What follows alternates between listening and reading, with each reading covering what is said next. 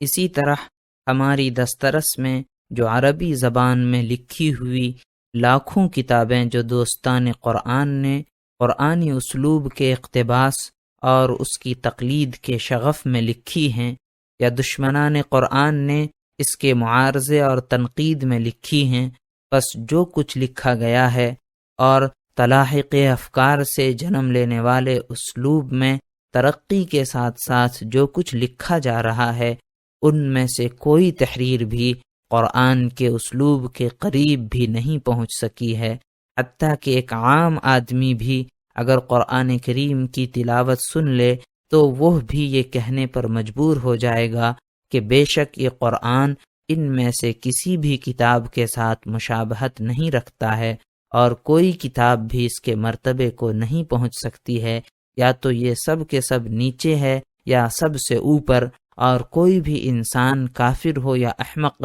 یہ کبھی نہیں کہہ سکے گا کہ قرآن ان تمام کتابوں اور تحریروں سے فروتر ہے۔ بس قرآن کی بلاغت کا مرتبہ ان سب کے اوپر ہے۔